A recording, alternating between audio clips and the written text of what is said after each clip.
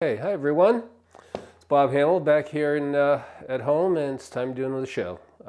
As if you look outside, it is just becoming fall. Okay, we progressed out of summer into basically this past month has been San Diego weather. It's been 80 degrees, blue skies, no rain, whatever. It's been beautiful.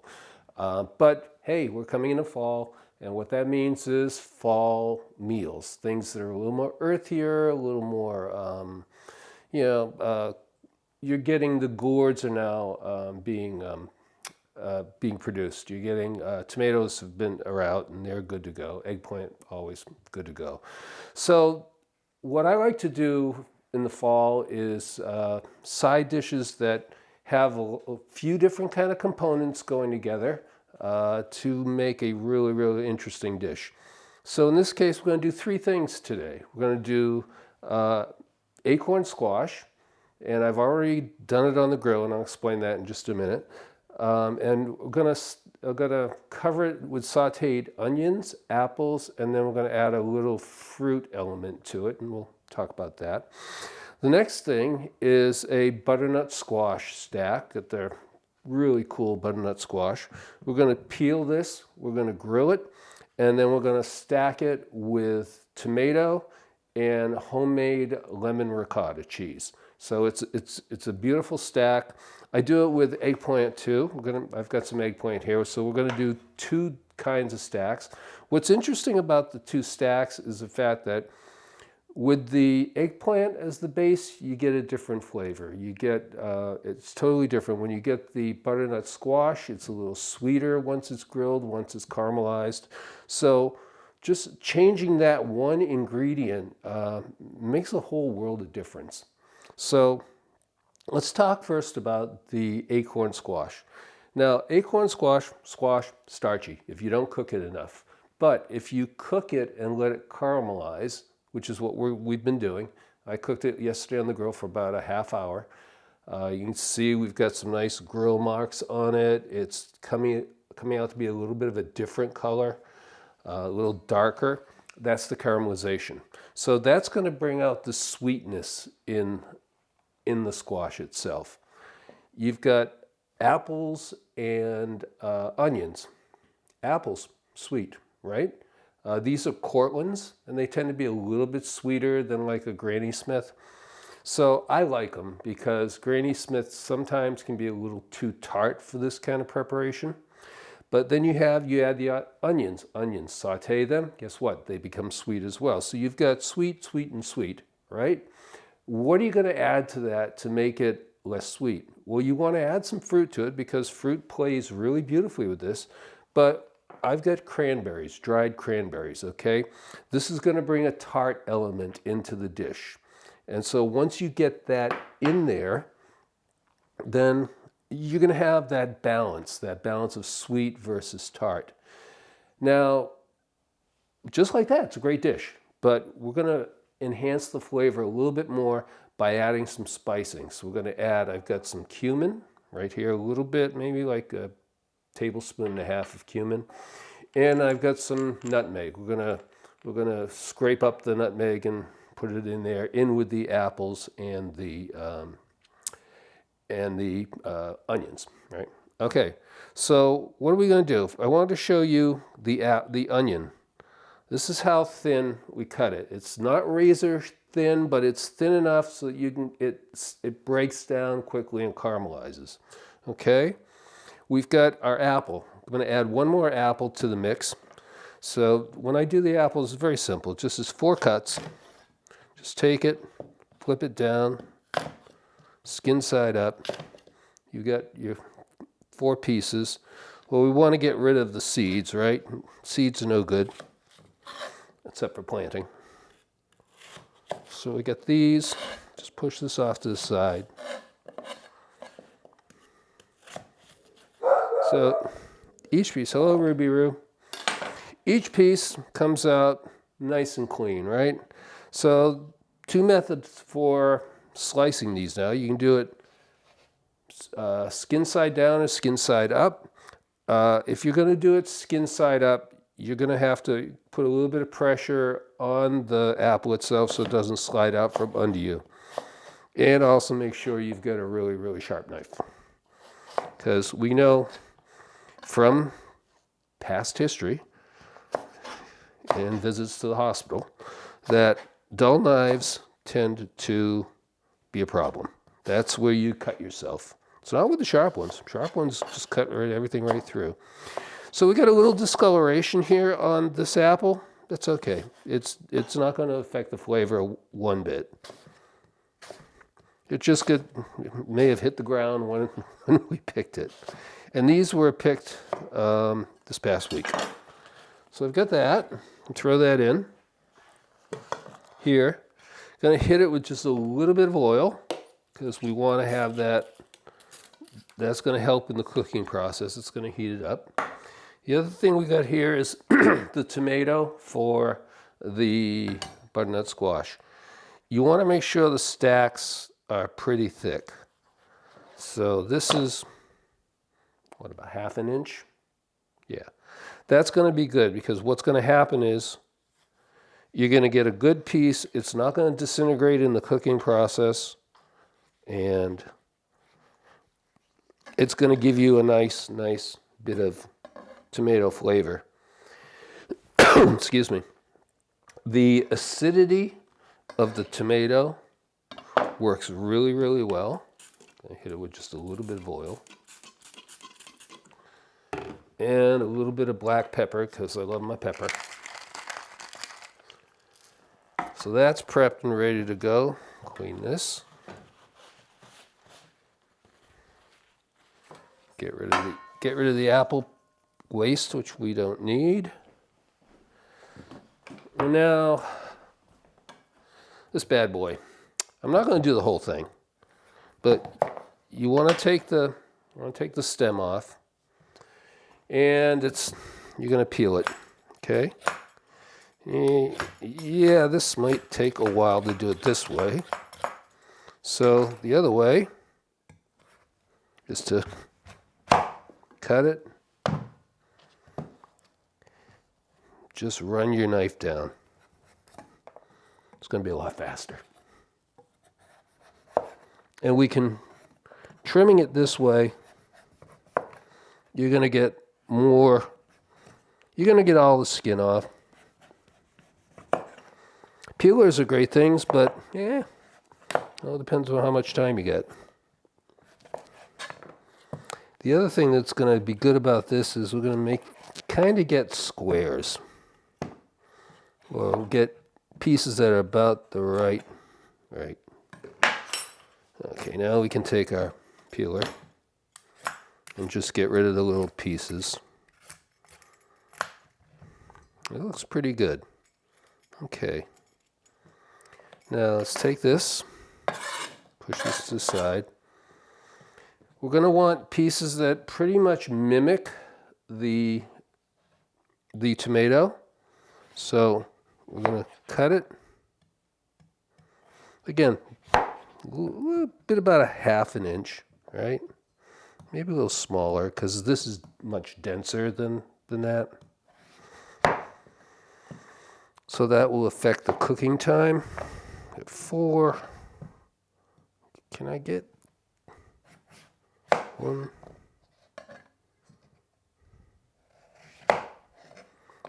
3, 4, 5, 6, 7. I'm 1 short. Darn. Okay. So what we're going to do, we're going to take one from this end.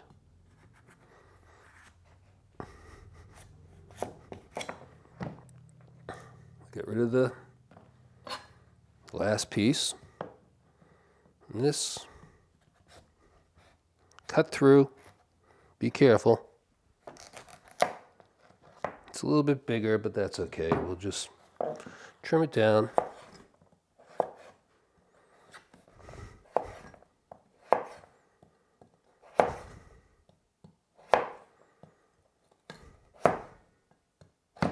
There we go. Okay, so let's get this in the pan. Oops, scoop time. We don't want this part. I want to take this out. Because again, there's nothing flavorful about this. You don't ever see anyone say, boy, I can't wait to eat that squash innards. Woo! Okay, so we got our pieces are about the right size, I think. What we're going to do, hit it with a little oil to engage the cooking process. Now these are going to go directly on the grill.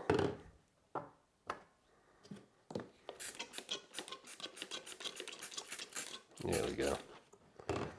And a little bit of pepper. And we're good to go. So I'm just going to clean this up and we're heading out to the grill. Back in a minute. So we're outside. Grill's been going for about 15 minutes or so. So it's super hot. I'm like around 650 degrees. So these things aren't going to take too long, especially the smaller items like the apple and the onion. So this is already cooked once.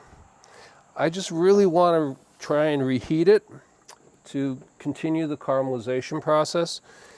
And also because I think once you get inside to it, it's still not ready yet. So what else are we doing here? Let's stick with that one product. Let's put the onions and apple down. Let's get the tomatoes on the top because I don't want them to hit the grill exactly. I want them to be kind of off the grill so that the tomatoes will break down really fast if you let them. So now we've got our squash. I said I wasn't going to do anything with the other ring, but I changed my mind. It's going up top. Okay, let's move this guy over just a bit. By putting it directly over the onion and the apple, that's going to diffuse the heat. So this isn't going to get as hot as the other stuff. Now the eggplant, we can just do it up top. Oops. Because we're going to run out of room down below. I haven't done a grill this stacked in a long time. Okay. All right, so everything's on, and now we're just going to cover it, let it do its magic. Back in a minute. A lot of sizzling. That's a good thing. Take these, yeah, they begin to caramelize a little on the edge, grill marks. Yeah, we're going to keep them down for a second. The squash I'm going to turn because I want to get some more cooking on the flesh side versus the skin side. And I also have, probably start smoking up in a bit. I've got wood chips in the little wood box. I've got mesquite, so that's going to provide a whole different flavor profile as well. Let's see, we're going to give these guys a little bit more time. But where's all that sizzle coming from? Coming from here. So let's start by maneuvering my pieces. Get this out. We want to start getting this to cook down.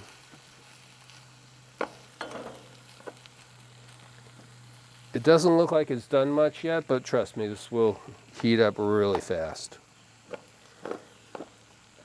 And it's about this time we want to start putting in those flavor profiles, the spices. So I'm going to add my cumin and add my nutmeg.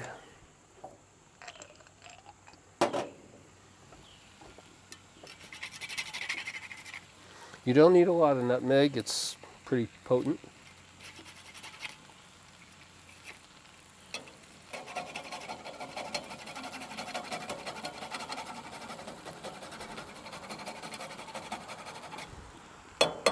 That should do. Yeah, it's a pretty good bit.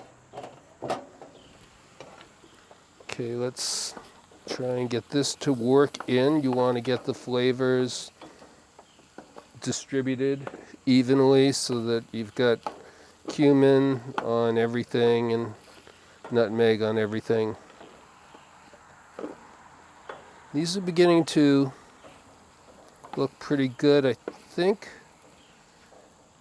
I want to add the cranberries now. They're already cooked. Nothing much be happening with that. But they won't burn. And if things start burning, then we're going to put it on the top shelf anyways. That's how you crowd control on a grill. Now let's take a look at our tomatoes. Yeah, they're looking good. How about our eggplant? Eggplant's going to need a little bit longer. Yeah, these are looking good. I don't want to keep opening and closing the grill because you lose heat so quickly. Yeah, it's got some burn going there. Oops. Have to scrape off those bits later. There we go. Okay, let's let this fire commence. Continue to do the work it needs to do. Like that. Be back in a minute. The apple onion mixture is looking good. You know, you're going to get... The main thing is that the apples will tend to break down. So you can see it's getting a little bit squishy, beginning to break down a little. That's good. We don't want it to break down too much, but we want it to cook through. So this is looking really, really good. Smell? Smells great. Okay, let's check these guys. Oh yeah, look at that. Look at that. That's cool. Let's flip these guys back over. Maybe get a little more caramelization going. Yeah, that's perfect. That coloring is beautiful. Nice. Yep, give that another minute. Okay, we're probably about 2 minutes away from going back inside and assembling. So let's let it do its job, make its magic, and then we'll be back. Okay guys, a few more minutes have passed. I think we're ready to pull everything off the grill and go inside. Let's take a look. Oh, I hear that sizzle. That sizzle is good. The apples and onions are done. The acorn squash is done. Oh yeah, the eggplant are done. Look at that caramelization going on there. Whew, look at that coloring. That's good. Yeah, that's done too. The butternut squash is done. So we're just going to pull these guys off.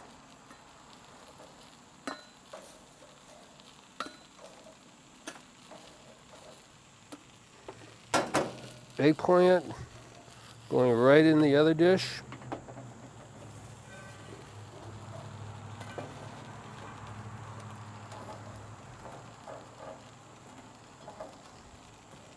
That's there. Tomatoes are good. I'm going to shut the grill down and bring everything inside, and we're going to continue. See you in a minute. Alrighty, we are back in from the grill. Everything is all cooked to what I think is looking really, really good. So let's assemble the acorn squash with the apple, cranberry, and onion. First off, very simple. Take a cut it right down. Take a look, cooked all the way through. All right, looking good. Now we're going to take our mixture here. Oh, it smells good. I'm getting the nutmeg and the cumin coming through. You know what? Let's just do it this way.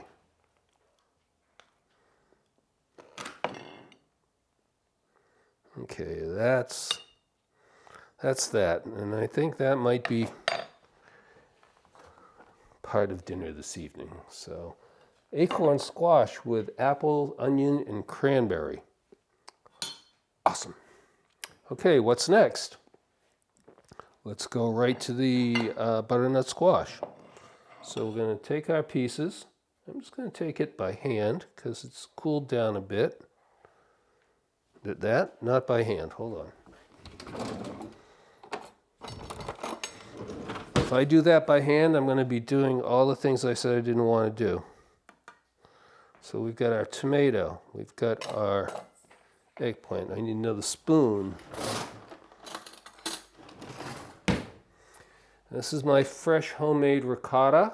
I've done this. I did a show on this before.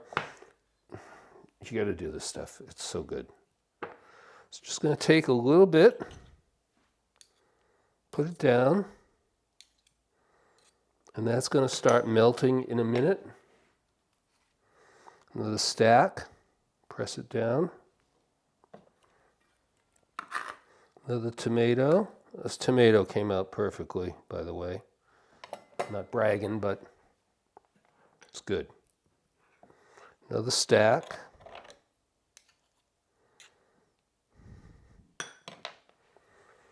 And we're going to top it, get another piece. Yeah. Not that one. I don't want that one. Let's go with this one here. That's better. Okay, just to show you, it's already melting. It's already beginning to melt. And when that gets served, it's just going to start oozing out. It's gorgeous. Okay, that would be a butternut squash tomato ricotta stack. Right? Sucky's even going to start flying on me. Okay, last one.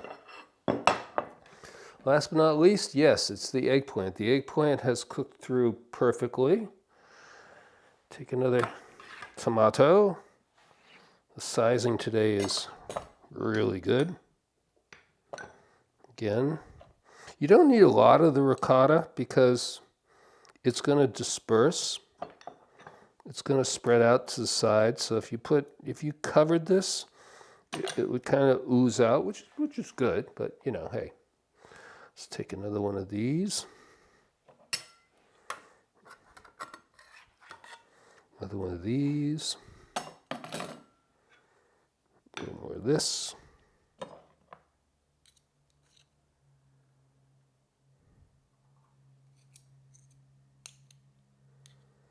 There we go.